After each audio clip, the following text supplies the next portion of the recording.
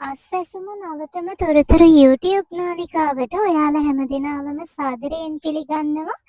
ඉතින් අද මේ වීඩියෝ එක ඔයාලා ළඟට අරගෙන එන මම සඳුනි.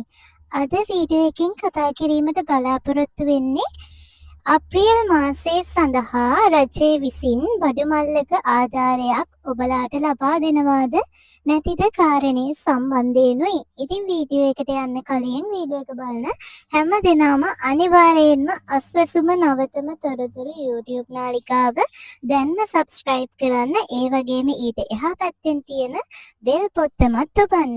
එතකොට සියලුම අස්වැසුම දීමනා සහ රජයේ දීමනා පිළිබඳ තොරතුරු ඉතාමත්ම ඉක්මනින් නොටිෆිකේෂන් එකක් විදිහටම ඔබ ළඟටම ගෙන්වා ගන්න පුළුවන්.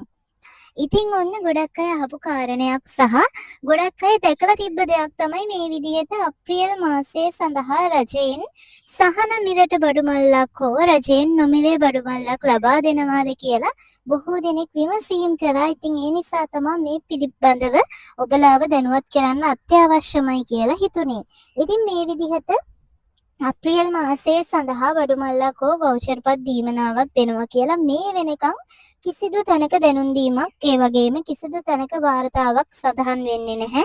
ඉතින් මේ හැබැයි මේ සඳහා ඔයගලන්ට යම් සහනයක් ලබා දෙනවා. ඒ සහනය ලබා දෙන්නේ සතොස හරහා. ඉතින් මේ විදිහට සතොස සිංහල හා හින්දු අලුත් අවුරුදු සමයේ ඉලක්ක කරගනිමින් අඩු මිලට අත්‍යවශ්‍ය ආහාර ද්‍රව්‍ය ඇතුළු භාණ්ඩ මිලදී ගැනීමට හැකිවන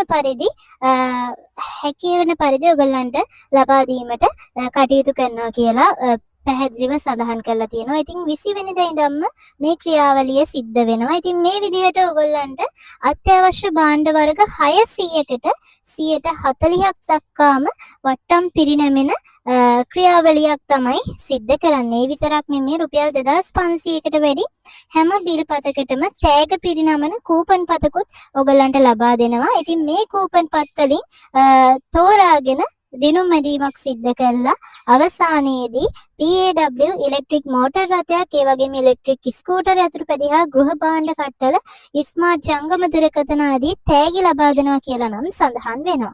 ඉතින් මේ විදිහට මිල අඩු කිරීම සම්බන්ධයෙන් තමයි තොරතුරු වාර්තා වෙලා තියෙන්නේ. ඉතින් ඔයගොල්ලන්ටත් සතසහරහා මේ දිනුම් මැදීමට සහභාගී වෙන්න පුළුවන්. බඩු මිල දී ගත්තොත් ඒ වගේම සතසහරහා 140ක් දක්වා අඩු මිලට භාණ්ඩ ලබා ගැනීමේ හැකියාවක් ලැබෙනවා. ඉතින් මේ පිළිබඳව තමයි අද දැනුවත් කරේ.